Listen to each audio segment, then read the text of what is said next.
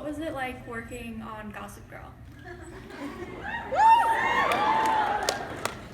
I love me some Gossip Girl. No, Gossip Girl was really wild. I mean, living in New York, it was just great to shoot on in New York, first of all, for me. I mean, it's just like, I had never gotten to do that much of that before. And I was also really, Chase is one of my best friends. I mean, like, the amount of fun that we had. I mean, there was that one episode where, like, he had to, like, throw a punch at me or something. I remember he could not keep a straight face.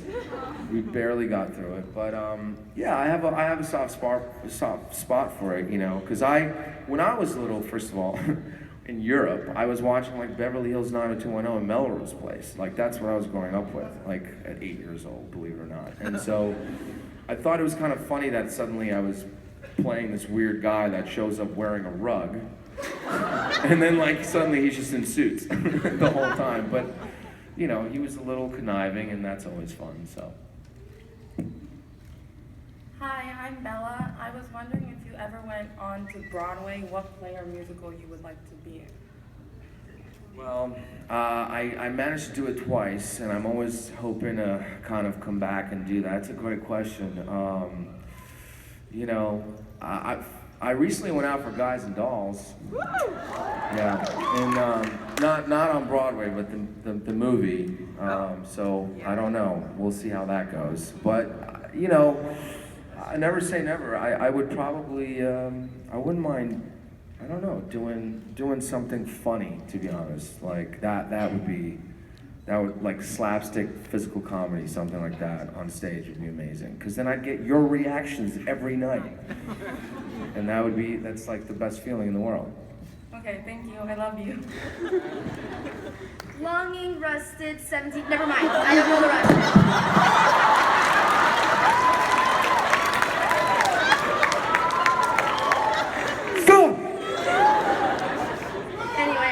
I'm Joanna, and I was wondering, have you ever had trouble keeping a straight face while filming any scenes?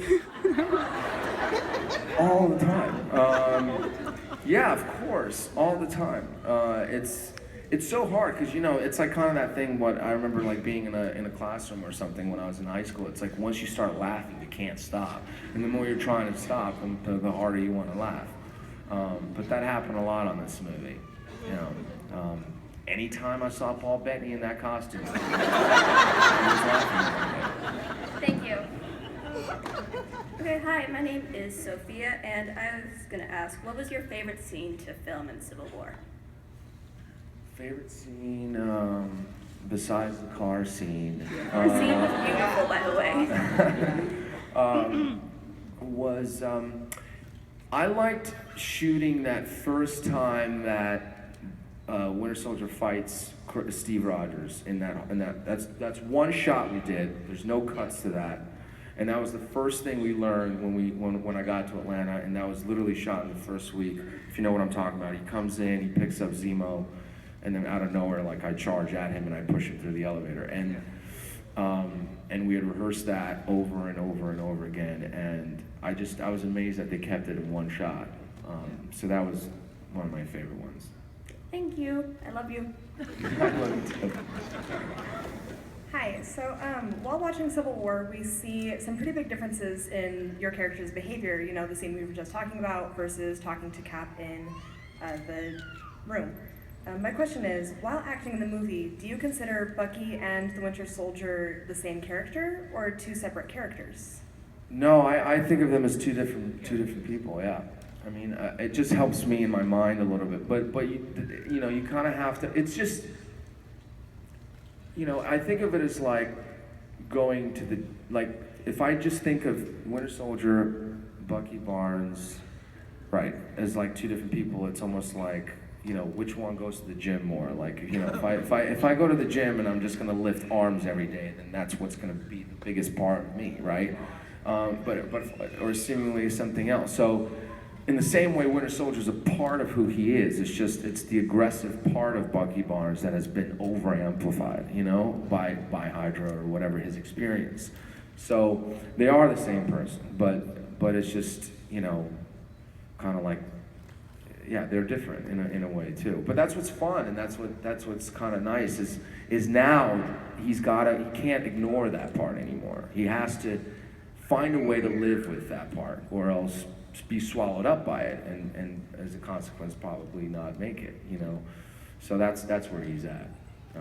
So in a sense, now he's actually going to be a stronger person than when he started in the 40s. Okay, thank you. Hi, my name is Adam, and in Civil War, why did you pick plums instead of any other fruit? And did you finish all 6 of your plums? I didn't get to eat any plums that day. It was very sad. I realized what happened was it was just the types of fruit that they had there, and then I kind of just reached and ended up reaching for the plums. That's really what it was. I mean, it was not a whole I'm gonna have plums today. I must have plums to remember. Which would have been really interesting. But he could have gone for the strawberries. I don't know, but he did. He ended up with the plums. Thank you. No problem. Hi. In your opinion, who is the biggest troublemaker on the set of Civil War? Tom Holland. He comes in and it's like, it's like we need to have pistachios on set and stuff. No, there's no real. I mean, it's Mackie, man. I mean, you cannot ignore the Mackie Thunder Force that comes in. He will not let you ignore the Mackie Thunder Force. You will either join him or be swallowed up by him. So, there you go. Okay, thank you. Hi, Sebastian. My name is Callie. So I'm starting with a story. Yesterday, I got my first tattoo, and it's the Bucky Cap star on my arm. And I was wondering, when you get your arm back in the movies, are you wanting them to change the star from what Hydra gave you to kind of portray your friendship with Captain America? I really like that arm. I don't want to mess with it. It's good the way it is. So, I kind of hope that the star is still there. Look, I think of it as it's it's a part of him. It's who he is now, and a part of who someone is, right? In order to get better, they have to sort of embrace the not so great about themselves also. So in a way, I think he would want to keep that, to live with it, and not sort of run away from it. Thank you. Love you. Hi, I love Civil War, and I think, so there's so many, I love all the fight scenes, the special effects, and all the characters, but we do have just one question. Tell me all about the scene with you and Mackie in the Volkswagen, because there's got to be an hour worth of stories just from the two of you sitting in that car together. And also, how does Bucky not get shotgun in that car, by the way? Falcon didn't let him. He called it first of all. And but yeah, it's a good question. I just remember sitting there and it was very hot, and it was silence, and I remember at one point just sort of saying whatever you do, Mackie, please just don't fart. just don't. For both of us. But it was a lot of making fun of Chris and kind of what he was doing over there, which was so awkward looking that both of us couldn't keep a straight face. But our reactions to that kiss that he was having, were so big at one point that what you see on what made it to the screen is nothing to what our reactions were, which were there's a lot of these over huge expressions, and they were no, listen, let's bring it down. You guys are about to go fight some people in an airport, But I put Mackie in a chokehold one time, There's some advantages from coming from behind. Think about that. whole bro knot thing was perfect. It was awesome. Good. Thank That you. makes me happy. Thank you. Thank you. Hi, I'm Haley. I was wondering what's your most memorable con experience in all the cons you've toured? I'm never gonna forget my first Comic-Con, which was Wizard World. Really, that's what I usually think of in Philadelphia, and that was 2 years ago, and that was an amazing experience. I'd never, you know, and that's why I'm here, and I'm gonna continue to come back because it was very special for me. And, you guys made me feel so welcome back then, and you know, we do this sometimes, and then we go home, and time passes, and you know, we sort of hope and guess of how it's going to react. So just to get like a little 4 seconds that we have when we meet at that table or in that photo op, you know, just to know how you felt about it is a good feeling. Thank you. Thank you. Okay. Hey, Sebastian. Thank you so much for bringing us so many amazing characters. So, what are your favorite lines among all the characters that you played before? And I actually prefer the lines in the series of Captain America. Okay. Favorite lines of characters I've played before were clearly, you know, the line "I'm going to make you my weotch" is a real favorite. I just remember always just going like, but I'm not on the date, I'm not really gonna say that, right? And they're like, no, yeah, you're not gonna say that. But that one always sticks out with me. I don't know, I mean, I think, obviously this, can you move your seat up is definitely a favorite one. I don't know, I mean, that's a tough question. There's been some really, I am the god of gymnastics was a really ridiculous, crazy line. That was a fun line for me. Anytime I generally have to say the word no, it's always fun to say. So, I don't know, some of those. Thank you, Albie. Hi Sebastian. My name's Daisy. I just ran into you at the elevators. Yes, we made it, both of us. Yes. My question is, what was the difficult part of doing the fight scene with, oh my gosh, Black Panther? Oh, right. Well, the thing with Black Panther is that he can't really see in that costume. So if I'm not really careful, he could technically hit me, and at times maybe he did. You know, but it's tough to fight Black Panther as a character because, you know, he's such an amazing character, and he has his own unique fighting style, and he's got those claws and everything. And but yeah, it wasn't easy. I mean, it was just. But I think it added to the sort of danger of the whole thing, and I love that. Thank you. You're welcome. Thank you. Well, hey Sebastian and Victoria, and first of all, thank you for bringing such humor and thumbness to this prize.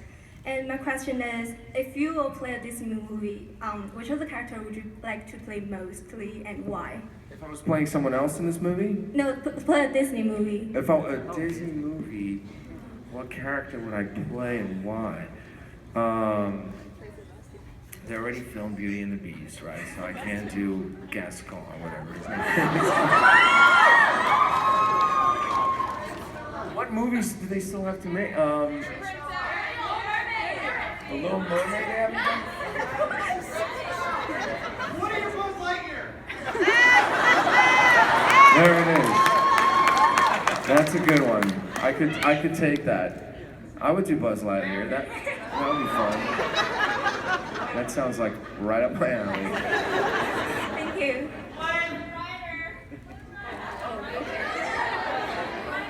Which one? Who is that? Tangled! Tangled! Now I'm just hearing just gibberish now. Yes! All of it! Hi. Okay, I hope this is okay, but in the bronze, what was it like filming the sex scene? There are children here.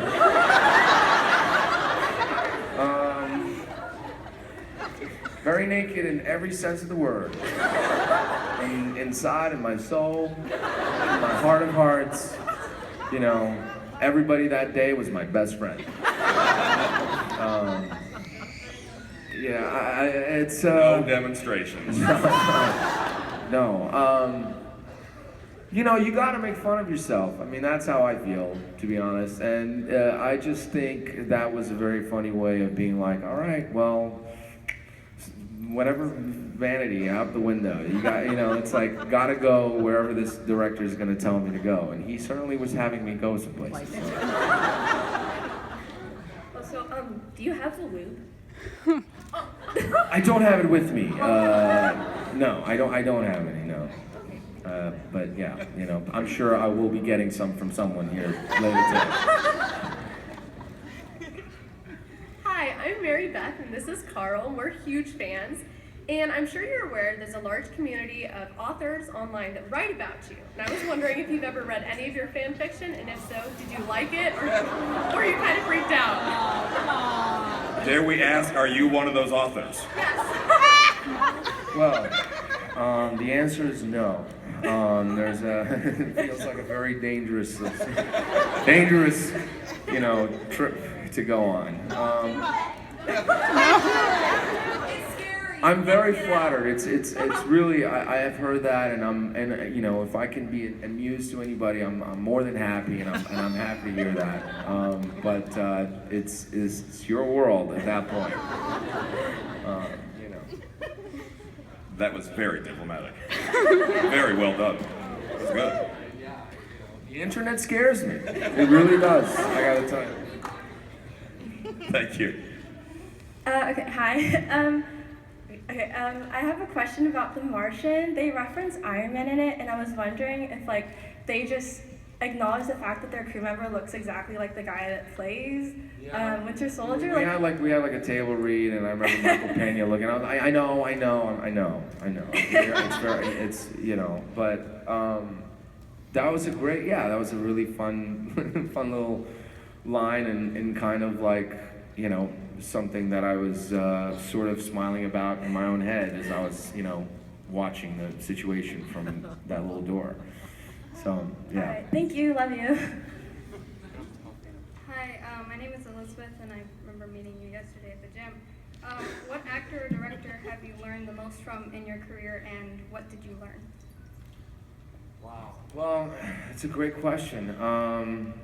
I've been really lucky with some of the people that I've gotten to work with. I mean, you know, we're just now, because we're on the topic of The Martian, I mean, being in the presence of someone like Matt Damon was incredibly inspiring because not only was he someone that I've always looked up to as, you know, as an actor and, you know, sort of as a writer too, and but just seeing how generous he is on set with everybody, and I mean, the guy literally had a smile on his face every day that we were going to work, and he was, you know, we were in these suits and everything that were so uncomfortable. I mean, they didn't, you know, you'd have to take the whole thing off to go to the bathroom. And every day he was amazed, you know, he was like so excited, remembered everyone's name, and was like, we're making a movie, isn't that something incredible? That's my life, and I'm so grateful. And, you know, he had a trailer just like everyone else, and I don't know why that, for some reason, you know, that's one thing that comes to my mind right now that I took away from that, because I was like, that's a true leader, you know, that's someone who,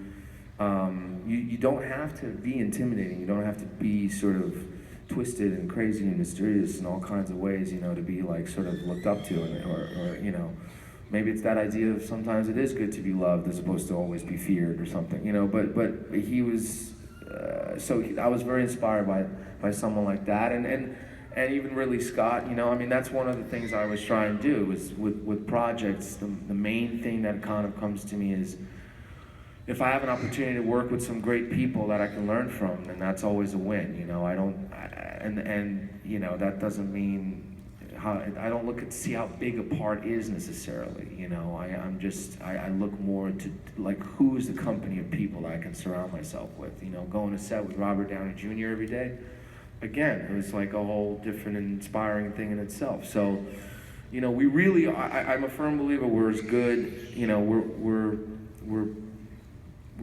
good based on the company that we keep, you know? Thank you. Hi. Okay, so you know how in the first movie, Bucky sees Steve as this person to be taken care of, and then in the middle of the movie, you see how big Steve has gotten? Do you ever think that you'll get over that feeling of wanting to take care of Steve, or will you just suddenly realize one day that it's like, oh no, Steve can take care of himself? It's so funny you say that, because at first I was like, when I see that he's gotten big, right? You're saying like from little Steve to big Steve, I'm like, oh, Chris Evans is back. Right, and not the little doppelganger. But no, I mean, you know, I have someone I went to school with, for example. You know, he's a really good friend of mine. Some of you may even know who that is. You know, he's younger than me by like 3-4 years, and he's always been like my little brother. I mean, we literally should be from the same blood, but we're not. You know, we weren't. You know, we weren't born in a family, but he is like my little brother. I always look out for him all the time, and growing up I did, and it's interesting now because I look at him and he's become a man. You know, he's 30 years old now. And but I'm a little older, and there's always a part of me that kind of wants to nag at him like the older brother, and kind of look, be like, all right, man, listen, and I have to kind of step back and go, I've done that. He's got to take care of himself now. I got to let him be that guy. He's earned that respect. I mean, it's just what happens in life. And so, similarly, I think hopefully, maybe in the next film, we'll see. That's where they're at now, is to be like, wow, we're not like the same like we used to be. You're your own man, so am I, and here's where we are, and what do we do with this life? So. All right, thank you. My best friend loves you, by the way. I love you too. My apologies to the rest of the line. We need to get you back to the show floor so you can meet more of these fans one-on-one. Photo ops coming up in a bit. Sacramento, let us thank you very much for all this great Sebastian Stan! Thank you guys.